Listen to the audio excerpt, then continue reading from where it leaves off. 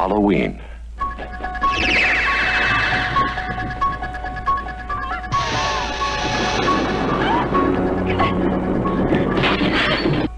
I think he'll come back.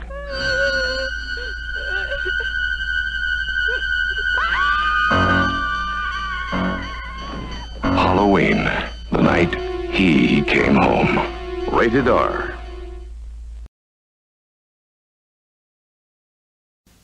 It's the greatest motion picture of all time, winner of 20 Academy Awards. I'm sorry, our announcer seems to be exaggerating just a bit. A bigger achievement than even Citizen Kane. Well, that part's a direct lie, but it's awfully fun, and Elvira looks just fabulous. Elvira, the motion picture in amazing 2D on NBC Friday.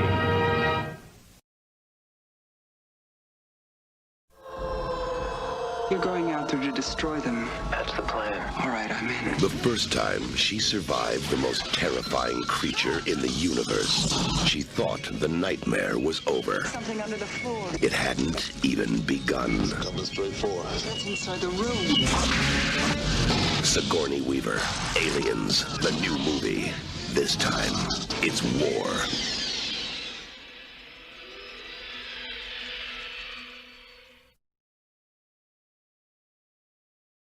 Not scared, are you? Someone has taken their love of fear one step too far. We know you're not the killer. Solving this mystery. Everybody's a suspect! Is going to be murder. Who are you? The question is, where am I?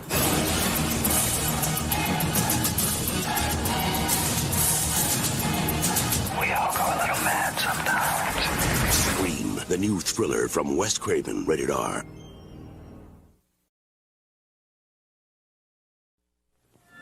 The kids of Elm Street don't know it yet, but something is coming to get them. There's something out there, isn't there? No one knows where it came from or who it will visit next. Nightmare on Elm Street. Help me, please!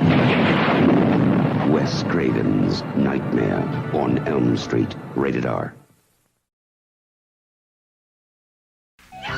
Celebrate Halloween with a Monday night special. 17 years worth of not ready for primetime trick-or-treat from your excellent hosts, Wayne and Garth, and Saturday Night Live. Yeah, that's right. We kicked to a promo that's 35 years old that has no relevance anymore, but I don't care because I love that Halloween special from Saturday Night Live all those years back because, of course, it was hosted by Wayne and Garth. How can you not love that? But good afternoon or morning, wherever you are in the world, everybody. Welcome to day 2 of Pop Pop Con Con. This is our first full day of programming, and we have a lot to go on. So we're going to dive right in with our very first panel of the day. This is the Ultimate Final Girls. My name is Sean Rosado. I am one half of Pop Cycle Baubles. My wife, Laura, is going to be in the chat room on the other side saying hello. So if you have any comments, feel free to say so, and we will actually try to bring them up on screen. Now, just like we did last night, we're going to introduce everybody. I'm just going to tell you who they are and then allow them to introduce themselves. So we're going to start with my immediate screen left. Her name is Anastasia. And hello, Anastasia. Welcome to Pop Pop Con Con. Let everybody know about you, please. Oh, well, I am an actress and a podcaster, and I do a lot of things. And hopefully one day I'll be a final girl. Do you want to? I mean, we all want to be like the survivor of a horror movie, but that means you have to go through the movie, though. I mean, I feel like I've gone through the movie multiple times, and I just want to be the final girl on screen. That's fair. I think that's fair. Well, welcome, Anastasia. I hope you have fun with this. And then to her left is somebody who has been on our show before, who has been a frequent co-host of mine. We've worked on a lot of projects together. That is my friend, Christina. Say hello, Christina, and let them know a little bit about you. Hi, guys. My name's Christina. I do have a little bit of lipstick on. I put makeup on for you bitches. But but yeah, I am Sean's bestest best friend right after Laura. Yeah, I can't compete with a wife. Anyway, no. And I am also a streamer. I do video games on Twitch at Xtina's Ninja. Yes, absolutely. And it's funny, for the first year or two, she had that handle. I called her Xtenal Ninja. And she's like, "It's you dumb shit." And I was like, my bad. So eventually I got it right, but she got on to me for a while for that one. It's a dot over the I, Sean. I know, I didn't see it. But directly south of her on the screen is my buddy Gary. Gary, please say hello and introduce yourself to the audience. Hello, everybody. My name is Gary Mitchell. Yes, Star Trek fans, it's my real name. I am the co-director of the American Sci-Fi Classics track at DragonCon. I am a writer, reviewer, podcaster, blushing debutante, and I brought an impartial spokesman. Nice, I like it. Here, we're going to do a zoom up here real quick. Hold on, Gary. Hold that up for the audience. There we go. Yeah, now I got to represent my boy. That looks like the final chapter.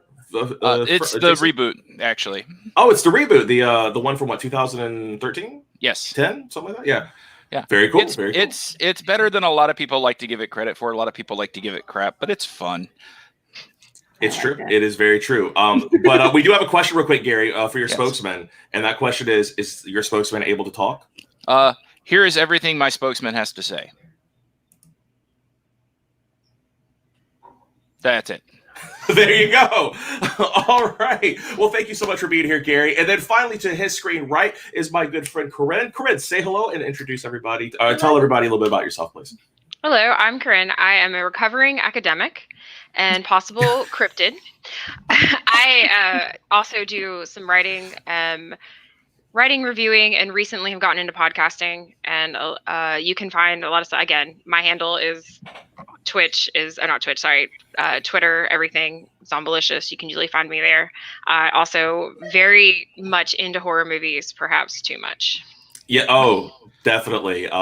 I think we could say that for pretty much everybody here, that we're all probably just a little bit too much into horror movies, which is why I said, you know what, we have to do a Final Girls panel, and we have to put it in the smack dab middle of the day when kids can watch this. Because you know what? Like, I think when you catch horror movies as a kid, like, you get it. Like, you realize it's meant to just be fun and stupid and silly. It's not necessarily meant to be this super serious thing, which, of course, if you grew up in the 80s or even in the 90s, you know, parents took it way too seriously. And so I was like, no, this is going to be a middle of the day when the sun is out panel, because we love horror here. And since we couldn't do an entire weekend of horror panels, well, okay, we could have. But I felt that it would be a little disingenuous for us to do all horror panels. I thought we should mix it up a little bit. I thought one of the best things we could do was actually a panel inspired by Gary, which he had this idea years ago where he has these face-offs with maybe the top characters in one science fiction genre or something,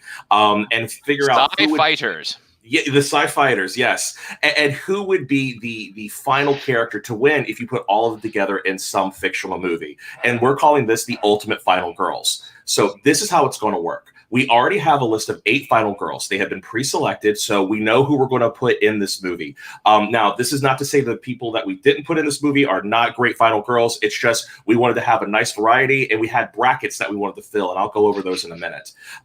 The thing that I need from our panelists right now, and anybody in the audience, feel free to suggest one as well, is we need a villain. We need a bad guy that could kill all of our final girls. The one rule is it can't be a kaiju, okay? Like, you got to make it humanoid sized, you know? I mean, it could be an alien queen if you want to, but, you know, anything larger than 16 feet is just unfair. I think we got to... He's right here, Sean. Well, I mean, you're being so rude. He's right here, standing in front of you. But I mean, okay, do we go with him or do we go with the original shape with Michael Myers? I mean, I would argue that Michael Myers is Michael Myers is the first, and he is kind of like the greatest. That we could go with a Leatherface, a Freddy Krueger, an alien, Predator. I mean, what do you guys think? Anastasia, do you have any leanings towards a monster? Well, Freddy is always the most scary to me. I think there's something about the dream thing that just freaks me out. Also, the fact that he's a pedophile, that just really, you know, solidifies. It is the one thing they gloss over a lot in the later movies. Yeah, right. Like when they almost made him like, maybe he's a nice pedophile in the new movie. I was like, but wait, no, a nice pedophile. No, I was like, no, stop. No, not at all. So I would say Freddy is probably the one that I would say, although I cannot discount Candyman. Because he's scary. He is scary. Okay, well, that's an interesting suggestion. We got Freddy or Candyman. And by the way, I'll take all the suggestions, and if we don't have consensus, I'll take one at random. Christina, how about you? Oh man, what? You're right next to her. Yeah, but you got to pick one. Like, just it's okay. There are no wrong answers here. unless Okay. you make a wrong answer. Okay. Yeah. Because he sprung this on me, I'm gonna go with Christina hates being put on the spot. If I you guys don't hate know, it. she hates it. She's I like, hate She's it. looking around her room to like figure out my room right now, and all I see She's is like, alien. So I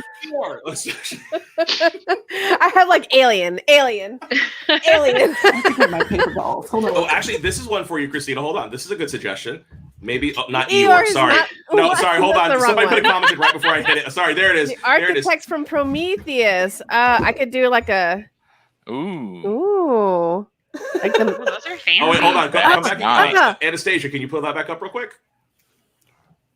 Stop. Stupid computer. Yeah. There we go. So. like the Weeping Angels, maybe from Doctor Who.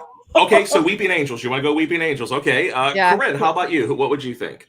I really feel like if we're going to do this, we should go back to the trope namer and go back to Texas Chainsaw Massacre and just go with Leatherface. Because that's really, I mean, that's where kind of they got the trope from. So It's true. I mean, as much as I would love to talk about who can and can't survive any xenomorph ever, I just, you know. I mean, that's fair. We also have, just FYI, we have a suggestion from the audience, which is the Demogorgon. So, Isn't it bigger? I mean, the Demogorgon's not that. No, you're thinking of the Mind Flayer. The Mind Flayer is the big boy. The Demogorgon's from season 1. Okay, hold on. We got one more suggestion. This is a good suggestion. Hold on. I got to put this one in. John Wick. But you wouldn't want to. Not a bad guy. He can't be a bad guy though. No, but he can kill anyone. So He was the Baba Yaga, right? So He took on all of New York. Okay, so Gary, we have a lot of suggestions here. Do you have a consensus for me to pull one out? Nobody said Jason Well, yet. my main question I want to put to the panel is: should they be supernatural or not? Because I think that's an edge. Some of our final girls have supernatural abilities, so a non-supernatural foe would be easier for them. But the only reason I don't want to say Freddy is I don't see any scenario where he doesn't come out on top. Okay, fair enough. I actually kind of lean towards the xenomorph because they're a mindless foe, and we can slaughter them by the dozens. Okay, so we have the xenomorph. We have that's a lot of suggestions. Man, and I think... wait a minute. No, we have our winner from I'm a Wizard. Okay, well, wait, hold on. Let me see. What's our winner here? No, damn it, Donald. No. So... I wanted to go with Laura and say the killer rabbits, but I think I don't know what killer rabbit she's suggesting, but I'm thinking Holy Grail. Yeah. Well, I mean, it could be. But no, the Lepus from Night of the Lepus is exactly the giant mutated killer rabbits. I told Donald about that about 2 years ago. He didn't believe me that there was a movie called Night of the Lepus, and then he looked it up. He's like, "Oh my god, I have to go watch this." And it's been a fan of his. He's been a fan of it ever since. But we have so many great suggestions here. But the one that really stood out to me that I think would be the most interesting is I'm actually going to go for Weeping Angels. Okay. I think the Weeping Angels would be a really nice, it would ratchet up the tension. You could see how all these characters could get into one spot and then they would be stuck. So for those of you who have not seen Doctor Who, the Weeping Angels are these really angelic looking statues that can't move unless nobody is looking at them, which means they can't get you unless you don't see them coming. But what happens is as they get closer to you, they start to look more and more demonic and they'll start reaching out. And if you blink, they can move. I think... Yeah, exactly. This is exactly what I was thinking. Even badasses need to blink, right? So that is definitely something that I think works in our favor. But now let me go ahead and move over to who we're going to have in this Ultimate Girl Showdown. We actually have 4 brackets that we're going to work on here, and we're going to introduce them by each bracket. And the way this is going to work is we are going to introduce the brackets. I'm going to introduce all 4, and then we're going to talk about one bracket specifically. And we're going to have to decide between those 2 people. Hold on. Laura's coming in with something for me here. Hold on. Go ahead, sweetie. Let's... Oh, that's a Weeping Angel. And we also have one where we can change out her arms and she gets all angry and mad. They're so terrifying. Oh, they're all, but that's what makes them awesome, right? So I went to the Doctor Who exhibit in Cardiff, and they had them like coming at us. Oh, did they? That's awesome. I ran like nobody's business, just like crying with the children in the corner. Okay, I can see that definitely. Now, did they have it as you got further along? Did they start to get all? Oh yeah, see, that's not right. I was like, no. Yeah, I'm out. Okay, so for our final girls, I had to sit down and I had to break this down to 8 people, and I came up with 4 brackets. So I'm going to tell you about the brackets and then who's inside of them. First off, we have the aliens bracket, final girls who survived combats with aliens, the classic slasher bracket, the multiple killer bracket, and then finally the bracket where they have succeeded fighting against demons. So the way this works is we're going to talk about each bracket and the 2 ladies that are going to be inside of there, and we have to decide who would win. But the best part is we get to make up a story collectively as to why that person wins. They may not actually fight each other. They might just be trying to get away. We get to come up with something like, Gary, in Sci Fighters, didn't one of the characters win like the whole thing because of killer bees? Or something like that? We last year, the last Dragon Con we had in person, so 2019, we did the Cage match. It was all characters played by Nicolas Cage. Mm-hmm. You can actually listen to this on the Needless Things podcast site. He actually recorded it, and when we did the City of Angels angel character of his, Sarah McLachlan did a run-in because, the song Arms of the Angel. Right. And she went all the way. And Sarah McLachlan was determined to be the best Nicolas Cage. Right. So, again, this is meant to be fun and silly. We do not have to be super serious here. So we can have these discussions like very seriously. But if you want to start throwing out some ridiculous scenarios, that is 100% okay. This is meant to be fun. So let's go to our aliens bracket. Introducing our 2 competitors for the first bracket. We have Ripley versus Alexa Woods from AVP. So we have 2 ladies who both have survived not only regular xenomorphs, but also big baddie queens. And bad movies. It was Alexa, like Alexa, and I was like, okay. right.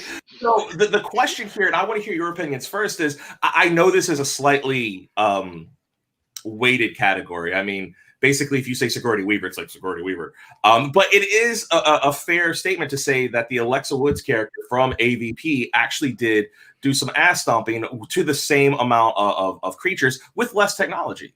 So there is an argument to be made that she could actually be somebody competitive in this competition. Does anybody have any thoughts on this, or do you want me to just do a round robin and ask each one of y'all kind of like in tow, and I'll tally up who you think would win. Oh, everybody's being quiet. I think round robin is going to be the way to go. Yeah. Okay, round robin's fine. Yeah. So I'm going to start with Corrine, because right now Corinne's just kind of doing this, like, So she's waiting for the coffee to kick in. So out of the 2, Corrine, who do you think would win out of that, and why?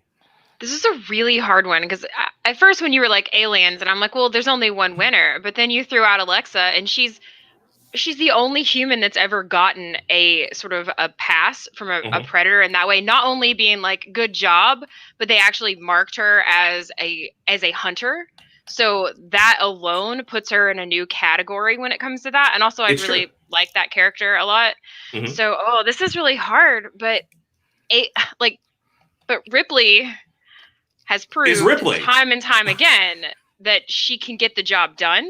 And I wish we had seen more of Alexa, because I'm going to have to go with Ripley. Yeah, I mean, that is really the hard part, is that Ripley has an entire series of movies backing her up, and Alexa only has the one appearance. But you got it. I mean, that one appearance is really strong. I mean, she's in Antarctica. She's underground. Yes. She fights multiple aliens. She gets the predators to give her like the thumbs up. And if I remember correctly, she ultimately gets the alien queen. She drowns her, like crushes her with the depths of the ocean by tying her up to like a statue and dropping her into the water. I mean, Alexa did bring it hard. I mean, so she does. Absolutely. Yeah. It makes her a really worthy competitor for Ripley. And I didn't think that you were going to be able to do that. And you did. So, okay. So Gary, how about you? Who do you think would win in this showdown between Ripley and Alexa? Who do you think would die first, so to speak? Well, the first thing is we got to figure out how to get them together. So I posit that the Predators, having seen the worthiness of Alexa, take her with them to space. And due to space-time dilation, she manages to live through to the future and ends up crossing paths with Ripley and having to fight the xenomorphs. And unfortunately, as good as Alexa is, and with Predator technology, I got to go with the OG. I mean, Ellen Ripley is, I think the biggest thing is that she's smart. There's a meme that goes around that, if everybody had just listened to her, the movie wouldn't have happened. It's true. And everybody would have lived except for Kane. That was still going to happen. So I just got to have to give Ripley the edge. Right. We do have a comment from the audience here, which is, just because you're good with technology doesn't make you less of a badass. I think your understanding of tools makes you more of a badass.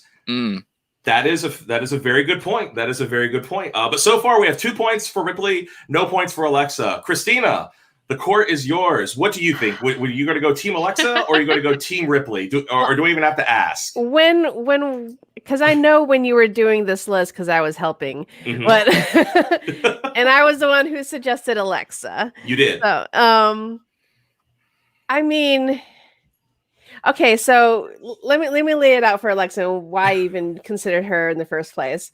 I mean, because she is the only human that we know of in the AVP universe that was, recognized by a whole race of hunters. They hunt all kinds of aliens, including the xenomorphs. They do it all day, every day. But and like we've seen in other Predator movies, like they have shown in the backgrounds the xenomorph skulls and their skeletons and everything. So they do it on a fairly regular basis that we know of in that movie universe. That's true. Also, Lex is kind of the movie stand-in for Machiko Noguchi in the comics. Yes. Who does become who becomes like the same as Alex, a warrior. And the only difference, because she didn't have any more movies, is that Machiko gets to go with the Predators and becomes part of their culture. That's true. Yeah. In the comic books, for those of you who don't know, AVP was originally comics in the 80s. And it's actually a pretty good comic if you've never read it. And the main character, Machiko, does become fully part of their culture. Like they name her, they take her with, she goes on multiple hunts. And they do like 4 or 5 little storylines with her, kind of telling her whole story. And she's able to go toe-to-toe with Predators, which is pretty impressive. Yeah. So that she can go toe-to-toe with other Predators, other aliens. I mean, I know that because it's not her fault that the movie itself was just so bad that they didn't make more. I mean, they made one more, but it was equally as bad. Oh God, if not more. I was actually on Twitter a couple days ago. Somebody was saying there is nothing redemptive at all about AVP Requiem, and I said it is if you're there to see them kill all humans. Yeah. And I was like, if you're there to just watch humans get wiped out, that movie is amazing. So maybe if it was like under a different, better creator, right? She would have had more movies. And so I want to give it to Lex. You want to give it to Lex? Okay, so we have 1 vote for Lex. Anastasia, you could put this as a tie game, Ripley or Alexa. I have no idea which way you're voting on this one, but I would love to hear your thoughts on it. I'm just going to go based on those movies, which make me angry because I was so excited. Right. So excited. I've been waiting for this my whole life. Yes. When those movies, came out, I was like, this is my moment. And then it wasn't my moment because it wasn't great. So I'm sorry, Lex, but you did not get the platform that you deserved. But Ripley did. And I love her. And we're going to go Ripley. I'm sorry. Yeah. I absolutely agree. I think Lex, unfortunately, I think the actress and the character are victims of circumstance. I think Fox had a really great idea. And I think if they'd have stuck closer to that comic book and actually put it in the future and had them on that world and have her go off the Predators at the end, I think it would have been a much more well-received movie. But, they were cutting corners. Let's just put them on this little tiny set on Earth, which if we could just take a moment, putting it on Earth completely negates the entire reason why Ripley works so damn hard to keep the alien away from Earth, right? Like it's ridiculous. And it really just kind of neuters part of that mythos. So I too have to give it to Ripley because, Ripley, especially in that first movie, if you're looking strictly at Alien, I mean, literally all she had was a flamethrower, a cat, and an airlock. I mean, she had nothing, I mean, at least Alex had Predator technology and stuff, and Ripley still was able to pull out the W. And plus, I think if we're being fair here, if we're looking at this as how does Alex and Ripley meet, somehow Alex is in some kind of suspended animation in the future. They're probably both hunting some xenomorph down, and then a weeping angel shows up. More than likely, what happens is that Ripley says, screw this, nukes the site from orbit, and because Alexa's a badass, is probably still fighting the alien on the ground, and she gets nuked. And Ripley's like, great, I got away. And then the Weeping Angel touches her. And as we know, if you get touched by Weeping Angel, you get thrown back in time. And that's how Ripley winds up in the 20th century to meet all the other final girls. And that's our opening act. Ooh. So, boom, Ripley for the win. Sorry, Alexa, you get knocked out of this one. That's okay. But you were an awesome character. I do hope we get to see a reboot of her one day and an honest-to-God take on the AVP universe, because I think that would be cool. And, my buddy Jeff here, who will be on later, I am working within the constraints of the material given to us, sir. Okay. So, all right. So that's one panel down. That's one bracket down. The next bracket, let's see here. I'm going to jump around a little bit. Let's go for, this will be a fun one, the multiple killer bracket. Ooh. Now, this is going to be Sidney Prescott from the Scream movies versus Grace from Ready or Not.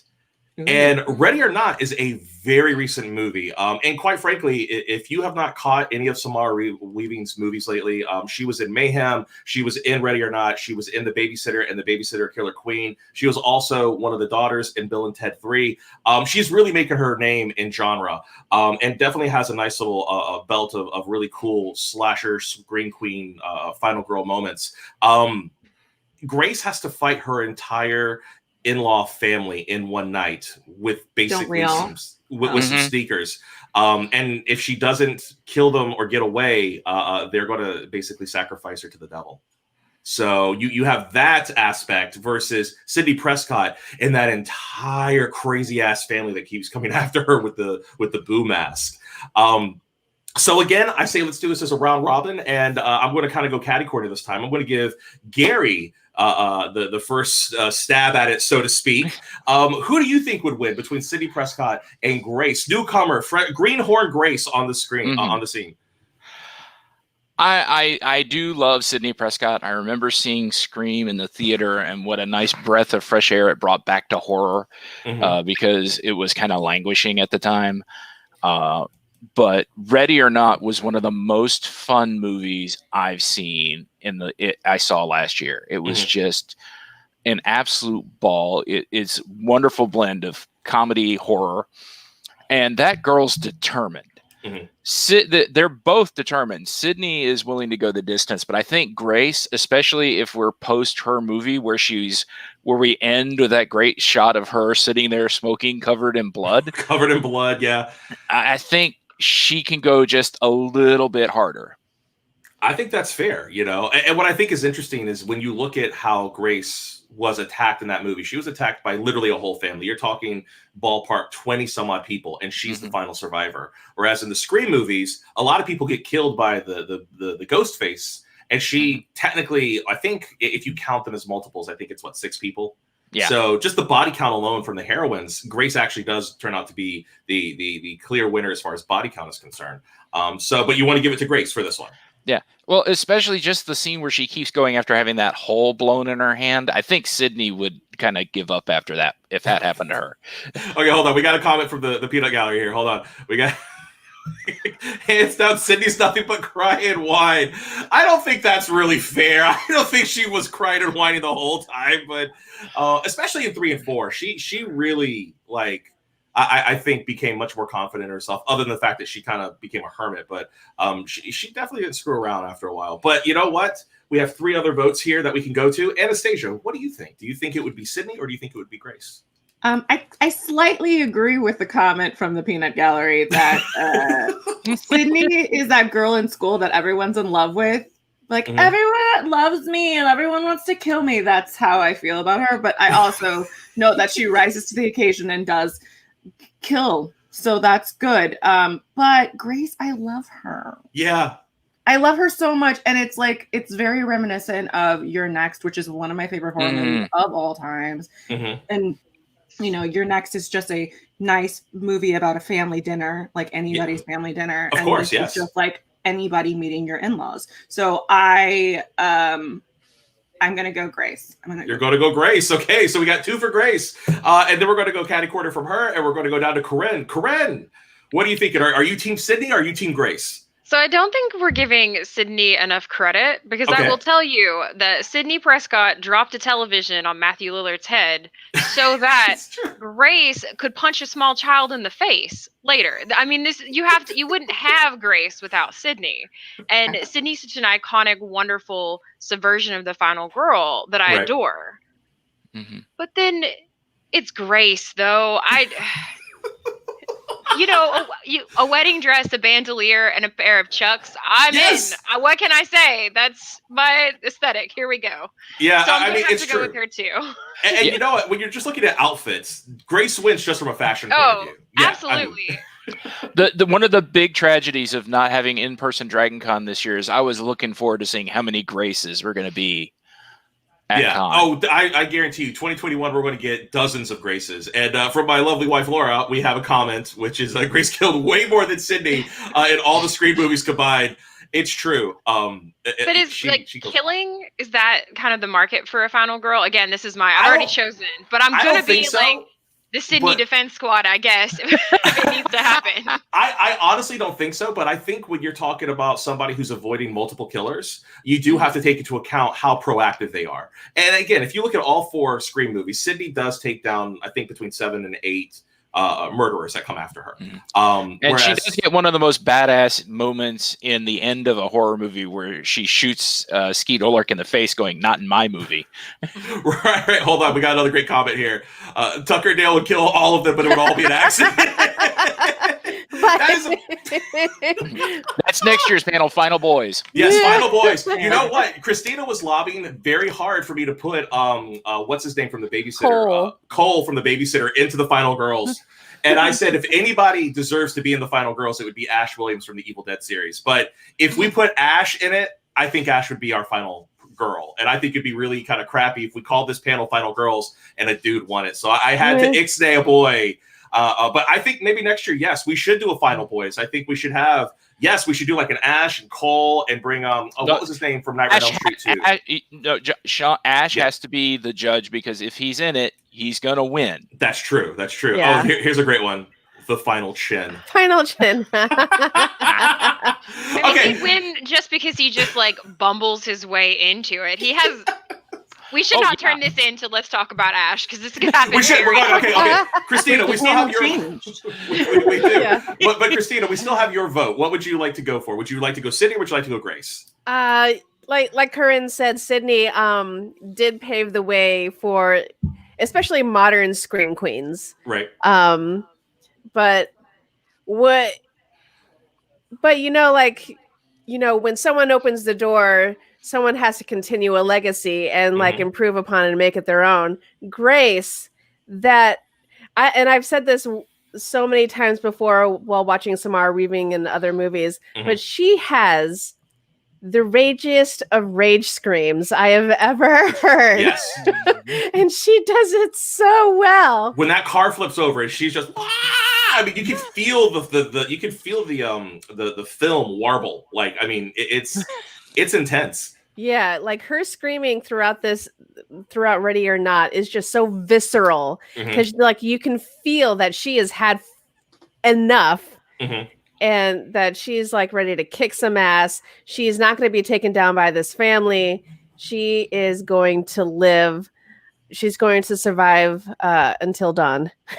Yeah, absolutely. And you know what's funny is I thought for sure that this was going to be a blowout for Sydney Prescott. I thought this bracket was going to be 100% Sydney, and I was going to be the only Grace vote. But it went completely the other way, folks. Grace, literally, it's a sweep, man. I mean, all Electoral College votes go to Grace, and Sydney Prescott is down. She is toast. The Weeping Angels take her down. And more than likely, they probably take her down while she was in her bedroom talking to Ski Ulrich, and she just didn't even know what was going on.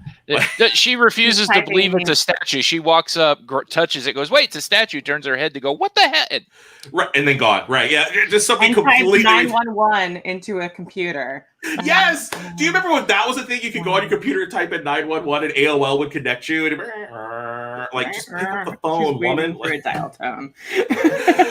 Okay, so moving on to our next bracket, we're going to go for another one that is outside of the realm of what we consider grounded horror. We're going to go supernatural, and this one I'm really excited to hear what you think. We have Geraldine from Demon Knight, played by the awesome Jada Pinkett Smith, versus Kirsty Cotton from the Hellraiser series. This is going to be a fight. And Christina already has her hand up for a vote. Okay, Christina, the floor is yours. What do you got for us? So Geraldine was the other one that I suggested in this list. Mm-hmm. And because not only is she Jada Pinkett Smith, yes, but she had to survive like among a whole bunch of idiots in that movie. She had to survive a demon played by Billy Zane. Mm-hmm. And not only did she have to fight him and kill him and then survive, plus all the other monsters that were walking around and killing everyone, she had to try and escape his charm too, because who can resist Billy Zane? I couldn't. I mean, it's true. In a cowboy hat and a duster? Come on. Yes. I mean, at the beginning of at the beginning of the second act of that movie, where what was the name of the Lady of Night? What was her name? I forget. But she was completely bowled over by Billy Zane. I mean, and he, to be fair, that whole scene, you know, I am very secure in my heterosexuality, and even I'm like, damn, Billy, you can go get it.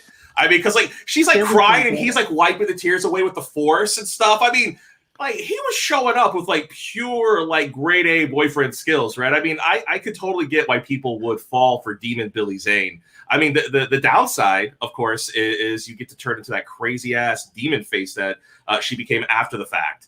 But that's not her fault, you know. She just followed for love, you know. So, but the fact that Jada Pinkett Smith survived that is pretty telling. But so your vote is going to be Geraldine? You're going to give it to her? Oh yeah. She's my gal. She's your girl. All right, no problem. Okay, so who wants to go next? Anybody want to hold up? Anastasia, let's hear it. Why do you think a character would win, and why? Well, I'm gonna go with Jada because I want like a seat at the red table talk in the future. Right. So you can just point to the see, I got your back on this. This is the moment. I had your back right here. Also, I would not be able to concentrate or take on Billy Zane. I would just be like, whatever you want. Okay. Seriously. Yeah, it's like, what do I have to do? What do you want? I mean, and he gets everybody. I mean, he gets Grandpa Willie with booze and boobs. I mean, he gets the kid with a comic book. Like Billy Zane is insidious in this movie, you know? And still, Jada Pinkett Smith pulled it out and was just like, nope, not going to do it. Plus, you got to give her style points for one of the greatest bad guy kills ever with the spitting of the blood in the face. That was a key cool moment that has rarely been topped. So you got to give her that one. So yeah, hold on. This is from Laura here because his voice was butter. She's not wrong. Everything is butter. Yeah. Okay. So how about you, Corrine? Who are you voting for in this bracket? So I think what sets it for me is that Christy in Hellblazer, things happen to her. She doesn't do anything. She's not really active in the film. And even if you want to take the second one, still, these things are happening around her, but she doesn't have any agency. I never felt when I watched those movies as much as I enjoyed them. But Darlene, just from the beginning, she's a fighter. You see that setup from the minute she comes into the film. She is always the one. She is stubborn. She is determined. It gets her into trouble a lot, but also she's making things happen around her. And I think that, again, that final scene of how do you defeat the big bad, you swallow, like you take a mouthful of blood, and then as he's trying to seduce you, you spit it in his face. And it's just, I remember seeing this scene as a kid and I was like, oh man, she got him good, you know, like small child me. So it's all Geraldine all the way. No, I think you bring up a good point there. It's definitely a very difficult battle to win if you're putting these two ladies next to one another, especially against some kind of supernatural force. Gary, final thought on this one. Are you voting for Kirsty? Yeah. And if you are, why? Well, I kind of have to agree with the rest of the panel, especially Corrine, of as much as I love the Hellraiser movies, one of my prized possessions is I have a Hellraiser 2 Blu-ray combo signed by Clive and the Cenobites. Mm-hmm. All the actors. It cost me a lot of money, but it was worth it. Kirsty is very reactive. The only active she does is to try to save her dad. And she does some very stupid things trying to save her dad. Let's open the puzzle box. Let's open the puzzle box again. Let's mouth off to the priests of hell. Yes. She is too reactive, whereas Jerry, she's Jada Pinkett Smith. I mean, come on. She's a badass no matter who she's playing. And this was really before she was Jada Pinkett Smith. This was when she was just kind of like a niche like genre. Yeah, she was Jada. Yeah, she was just Jada at this point. You know, she had not blown up into Jada Pinkett Smith. You know, she had not done Swordfish yet, and just gone on and done like a whole slew of movies. I mean, this was pre-Matrix. Even though I know people have varying degrees of returns of on that one, but I love Revolution and Reloaded, and I thought she was awesome in that. This was just her being her, which is great. She becomes the person the next carrier of the vial. I mean, she's a badass, and I got to give it to her. She's willing to fight dirty.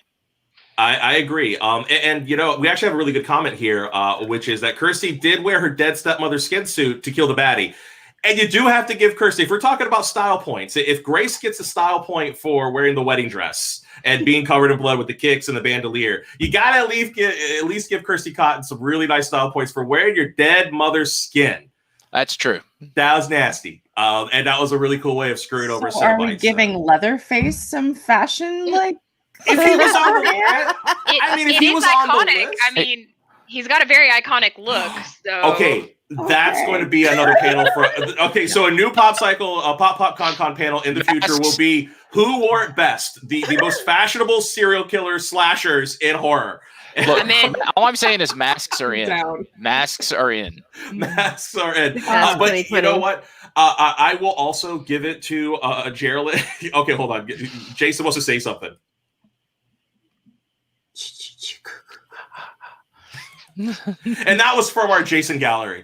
So, but I also have to give it to Jada in this one. The Geraldine character, she's so much fun because every single time they get into problem, she's constantly trying to find a way to find a solution. She's very proactive in this movie. And the scene that wins it for me is near the end where they only have a little bit of blood left to basically seal one gateway. And they're trying to figure it out. And she takes some of the blood and she puts it on the former Demon Knight's arm to make sure that he wasn't actually possessed.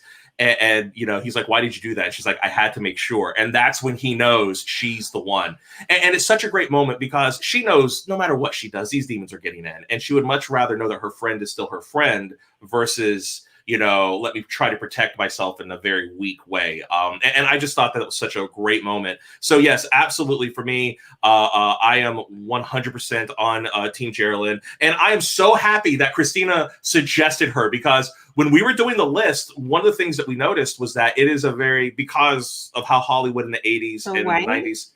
Yes, it's blinding white, the cast of Final Girls.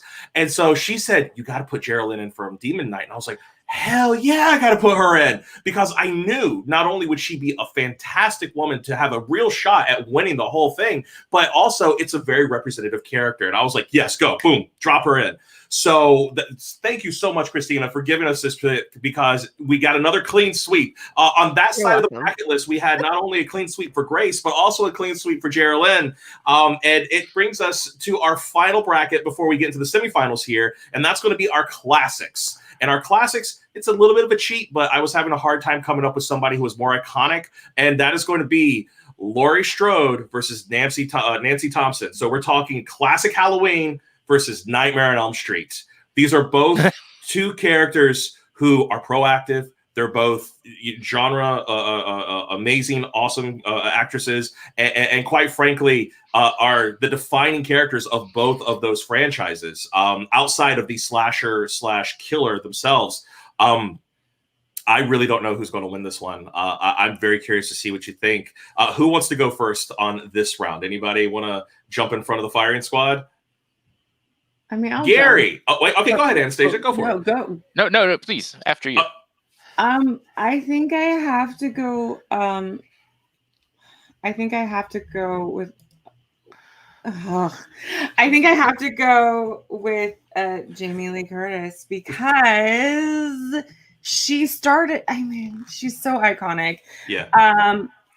Even though Nightmare on Elm Street is like the one that scares me the most in life, besides Pet Sematary, I just gotta respect the journey that she's been on all of these years. So much more than I'm sorry. So yeah, that's my choice. I'm sorry. No, I think that's a fair statement. I think that's absolutely fair. What about you, Gary? What do you think? As much as I love Nancy, and she is one of the few final girls that managed to make a comeback in not die off when she came back in 3. Yeah. And Halloween is so many different branching timelines is the way I look at it, whether or not I've got to go with the OG. I mean, Laurie Strode, especially if you only look at Halloween and Halloween 2018. Yeah. Where if those are the only 2 movies, that this is a woman who survived such trauma. And I love the fact that one of the things I love about that sequel is that she's still strong. She's still amazing, but she is damaged, but she's overcoming that damage. And it's good to show that you can survive your damage and come out on top. Well, I mean, when we're looking at 2018, she doesn't really survive her damage. I mean, she's coping. She's waiting for Michael to get out. Like, she knows one day it's going to happen. And she was right. Yeah, she was. But I also think it's interesting that in the concept of that movie, Michael didn't give 2 shits about Laurie. He was just ready to kill. Yeah. In the most recent Halloween, I thought one of the most striking things about that was Michael just wanted to get his murder rocks off. He didn't care who was in front of him. And I thought that was so striking because it broke from the rules of Michael Myers, which usually was you're not related to him, you don't live in his house, and you don't talk shit about him. And he basically leaves you alone unless you get in his way. Whereas in this most recent remake, the dude gets out, he sees somebody eating waffles. He's like, "You had waffles, stab." I mean, he's on a rampage. Fair enough. Yeah. Well, I go with Carpenter's original definition of Michael. The reason his eyes are black is there's not. I mean, yes, there's a body there, but there's nobody really there. Yeah, there's nothing driving in the background. He's just walking evil. Whoever he comes across, you're meat. Right. And I think the sequel follows up on that idea.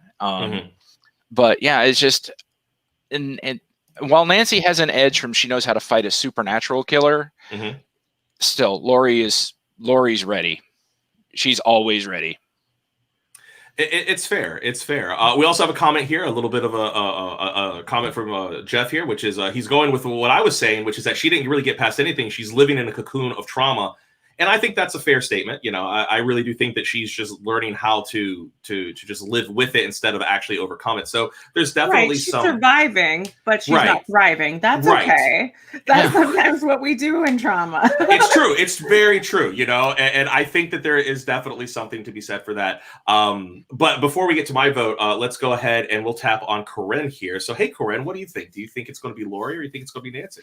So I think I'm going to have to go with the panel on this one, or so far, because I do like Nancy a lot. I think she's a really interesting character, and not only does she come in like 3, but she also comes back later playing herself in, I don't remember what number that is because I'm really bad at those movies. I'll be honest. But also, you can say that Laurie, at the end of the day, is a survivor. And yeah, she's still dealing with her trauma and it's still obviously really messing with her, but she's going to survive. And more than that, she's going to protect people. And that for me really kind of sets Laurie apart from Nancy. You know, as much as I, again, not talking trash about Nancy, but it's Laurie for me too. Fair enough. And Christina, brings it to you. What do you think? So, I mean, I will give Nancy props for, taking control of her dream world or whatever dream world, because lucid dreaming is a hard thing. Mhm. And, being able to get yourself out of that,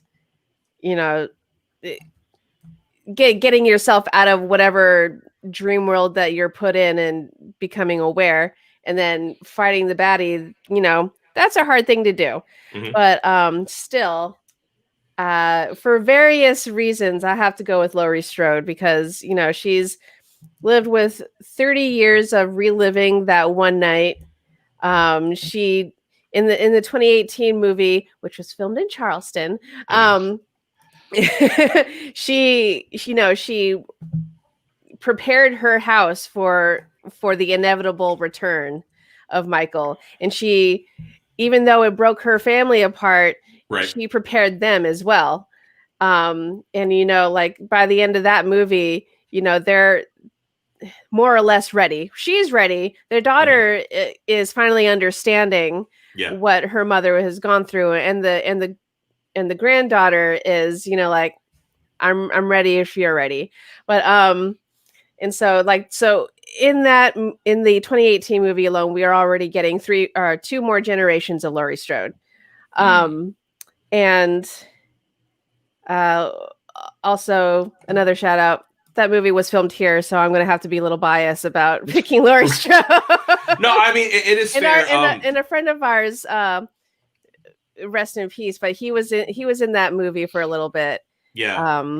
So he's a big horror fan, and he got to be in that in his favorite franchise.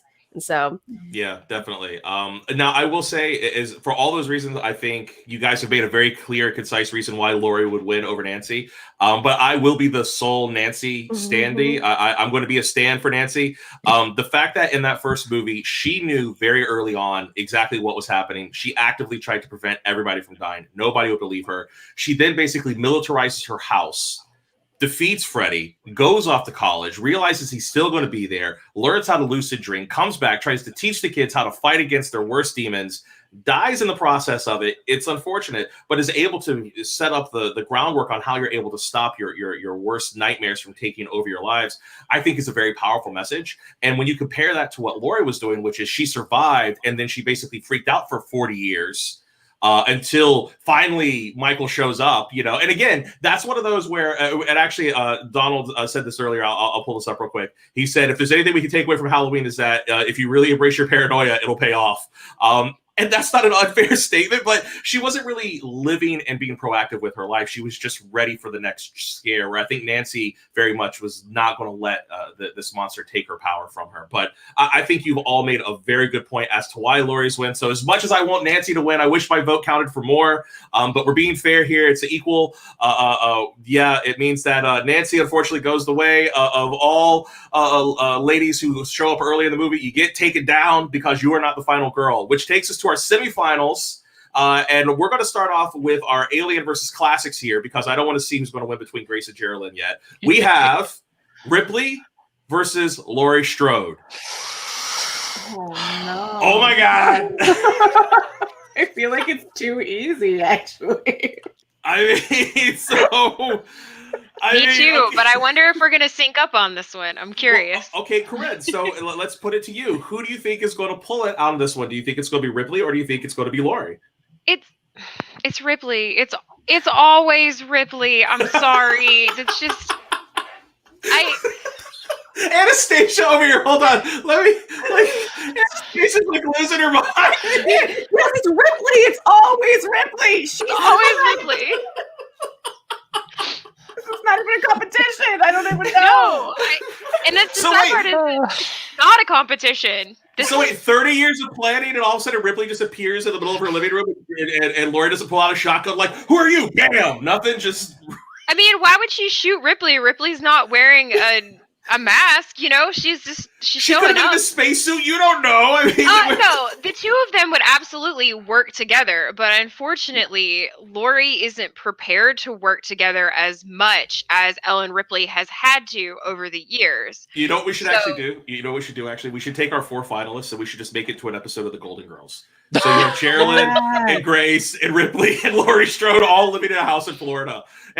I'd watch that. They're gonna live forever. They're never. Death's not even going to knock on the door. No. We leave that house alone. Laurie is like me. 30 years of trauma. Sure, I'm prepared, but I'm not Ripley. Like, right? It's like I'm good, but I'm not Ripley good. I'm gonna survive, and then I'm gonna have a really strong drink for the rest of my life. Right. But Ripley's like, I've got this, and I'll get it again. So I don't know. I think that's fair. How about you, Gary? Who do you think it's going to be? Is it going to be Ripley or is it going to be Laurie? It's tough call, but because they're both tough as nails, they're both smart. But I've got to I got to agree with everybody else. I got to give Ripley the edge. It's a narrow edge, but I think she's just a little more. She's dealt with xenomorphs. She's dealt with robots. She's dealt with. Sorry, I just love this comment. And there's a follow up. Hold on. Here's his follow up. Yes. Ripley with the airlock win. Yeah. So as much as I love Laurie and I hate to see her go. Yeah. It's Ripley. You love to watch her leave? Yeah. I mean, especially like 1977, Laurie, like in those little tight 70s pants. I mean, come on, right? I mean, we can all appreciate a 70s booty. So, Oh, yeah. Okay, so Christina, it looks like it's overwhelmingly Ripley. So fun story. Christina, before she hung out with Laura and I, had never seen the Aliens movie, and the fact that she doesn't have a xenomorph in completion. Right. The fact that she doesn't have a xenomorph tattoo is just talking about how much restraint she has. I mean, I pretty much know you're going to go Ripley, but is there a reason why you wouldn't go Ripley? If there. Hypothetically speaking, if I were not to choose Ripley and go with Laurie Strode, hypothetically, I would say because Laurie became, if the battleground was Laurie's house, Laurie had all the traps. She had so many hidden traps, and she knew where they were. One of them was bound to get Ripley. Yeah. If the battleground was her house. Now, because I'm not going with Laurie, I am going with Ripley. And for all the other reasons that the panel has already said, plus she did not let me try to say death rejected her. So she came back to life. She was dead and then she wasn't. And she still came back. And she still came back. She was still a badass. And yes, Laurie had 30 years of trauma and survived it, became the ultimate doomsday survivor. But Ripley survived to death. That's true. And you know what? I'll also give it to Ripley, and that gives her a clean sweep. Laurie Strode, you were, even though there were Scream Queens before you, you really were like the ultimate final girl in the early days, and we love you, but you're going up against Sigourney Weaver as Ellen Ripley. It's Ellen Ripley. You're toast. I'm sorry. You're toast. Ellen Ripley for the win. Absolutely all day long, which takes us to our final semifinal before we find out who's going to be killed by Ripley. And that's going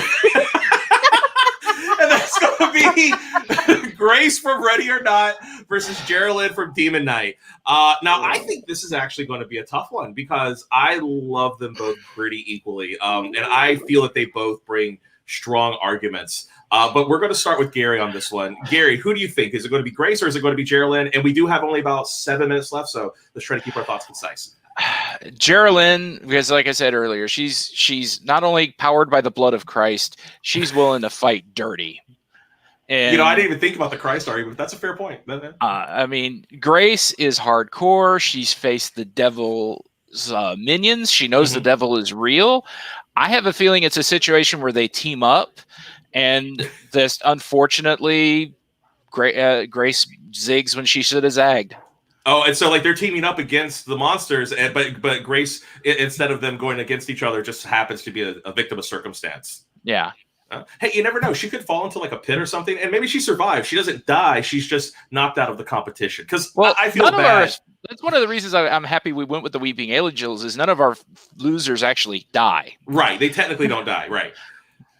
That's fair. All right. Cool. So then, Anastasia, how about you? Who you voting for, Jerry or Grace? Listen, it feels like a racial identity crisis to me right now as a biracial woman. Like I just feel. I'm making Jada you choose gets between your it. babies. Like, damn. Yeah, it's like okay, it's the Sophie's choice of racial identity of Final Girl. But I'm going Jada. I'm just she's a badass. She's just a badass. I love you, Grace. You look great. But you're not prepared enough on that level. Okay. Fair enough. How about you, Christina? Who are you feeling? And you could be it. You could decide right now. Is it going to be Geraldine going into the final battle, or is Grace still a contender? Yeah. Okay. Because I love both of them. I know it's very hard. This is the problem with this competition. Is it starts off fun, but then it gets painful. This is because they both ultimately came across supernatural, beings like the devil. They both had contact with the devil, but Grace, I feel like, is slightly underprepared because she didn't actually have to fight the devil. Jada Pinkett Smith has that one level above Grace already. So she, with her, and like what Gary and the chat on Twitch said, she didn't have just any blood spat at, spat at the demon. She had the blood of Christ. So, she's got God's whammy on her.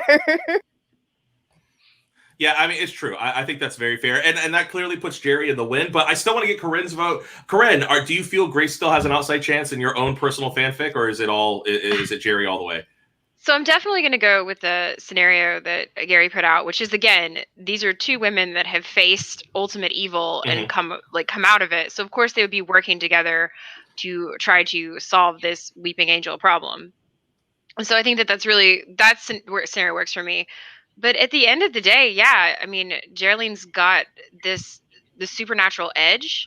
She's harder than Grace in a lot of ways, in the best kind of ways for a final girl to be, because while Grace has dealt with the human aspect of the devil, she's never really dealt with anything more than that. So the Weeping Angels are on another whole different level than your terrible in-laws. So yeah, I think Geraldine's more prepared. Geraldine's got it. She's got it. Yeah. So, yeah, I'm going to go with this one. It's obviously her. Yeah, I think, honestly, Grace is a victim of circumstance in this one. I think that if she was going against almost anybody else, she'd have probably gone on to the next bracket. But Geraldine was, again, Christina, such an amazing choice. Thank you for bringing her up, because I was like, oh, my God, how do we not put her in this fight? And you know what? Like I said, I felt that as soon as you said that she was going to be somebody who could go to the final round, which is where we are now. Ladies and gentlemen, right before we wrap out, this is it. Who wins? Ripley from the Alien franchise, or Geraldine, the freaking Demon Knight who fought Billy Zane's got the blood of Christ? Holy crap. Who the hell wins in this situation? I know the audience. The audience. So I think we all want it to be Ripley, but I think we have to still have the parody of going around the circle. We're going to go to Anastasia last because I think we're hurting her soul. So maybe if it's already I'm literally crying. So let's go to Christina. Christina, Ripley or Geraldine? Now you have to pick between your girls because you suggested. So who do you think? You're gonna start with yes. one biracial and end on the other biracial. That's right. It's full circle.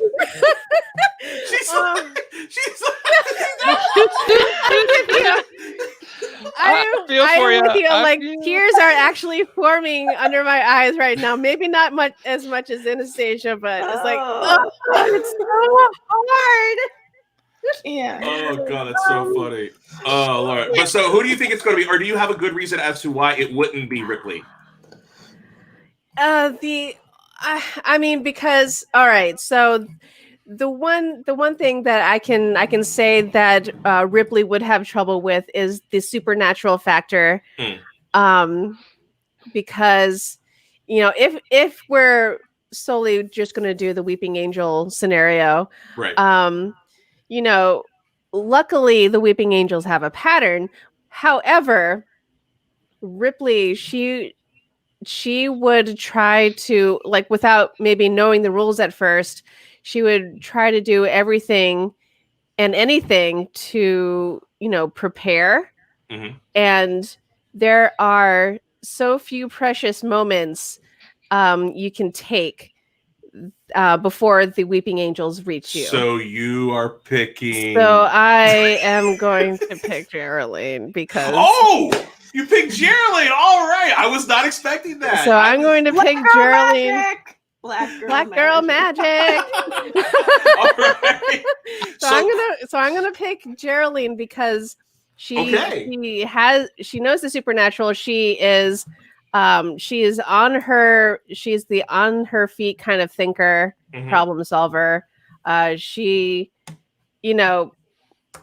that lady don't blink when she's intense. Right. She don't blink. And so I'm gonna have to go with Geraldine. Okay. How about you, Corrine? Who do you think it's going to be? Oh, I mean, this hurts me. It really hurts me.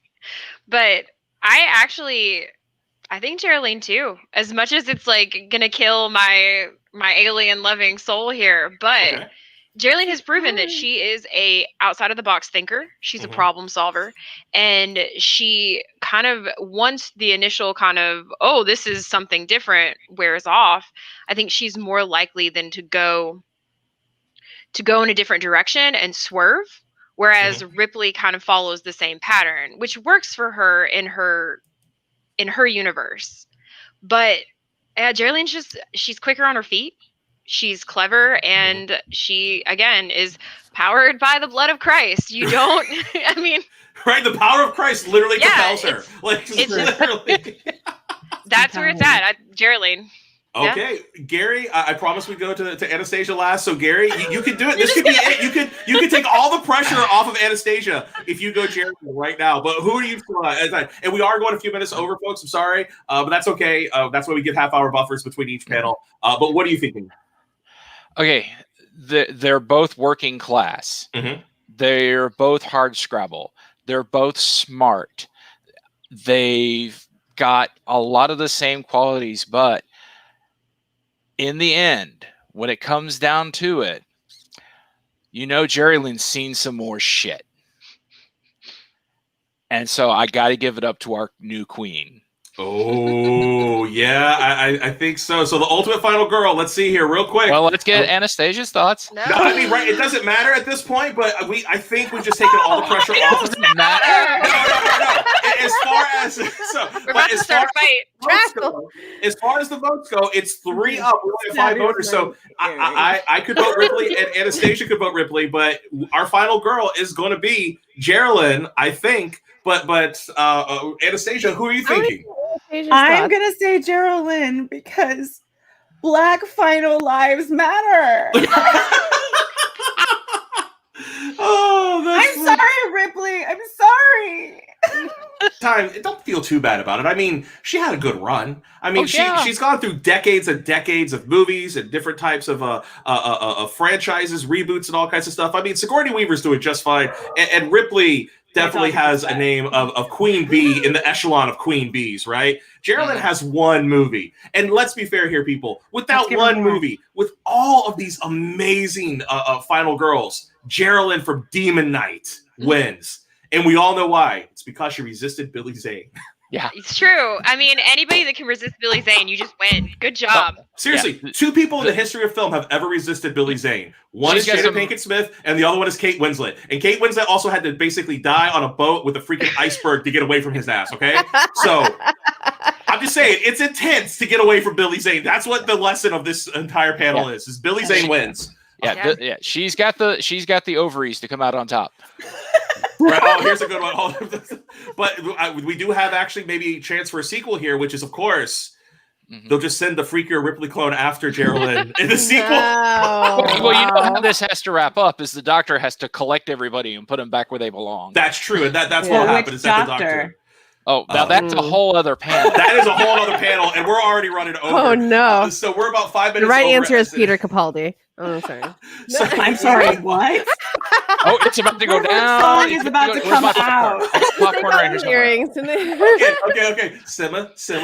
Okay, so I want to say thank you to all of our panelists. I want to say thank you to everybody in the audience. This was a fantastic panel. It went so much better than I thought it was going to go, and I'm so happy we did this. I'm glad it was our first panel of the day. I do want to give a special shout out to Anastasia, to Christina, to Gary, and to Corrine for making time out of their schedule. In some cases, getting up extra early because they're on the West Coast and coming and hanging out with us. I also want to give a special shout out to our very silent gallery of Mr. Jason Voorhees, who sat very patiently through the whole movie and didn't get to kill one single person. Sorry about that, Jason. But again, this is Sean with Pop Cycle Bobbles and Pop Con. Thank you all for being here. I hope you love this. If you do have some time, come back at 1:30. In just about 20 minutes, we're going to be doing a D&D panel specifically about tips and tricks on how to make your game better as a DM. It's going to be a lot of fun. We have a lot of really cool guests that are going to be on there, including Jeff Muller, the Mighty Jerd, Michael Williams, who is a really great author, and Richmond, our buddy here, Gary Mitchell, and also somebody who I met from Twitter, a lady by the name of Kimmy Hughes, who is very cool, and I think you're all going to have a lot of fun with that. So again, from all of us here to all of you out there, thank you so much, and we'll see you for the next one. Thanks again, guys.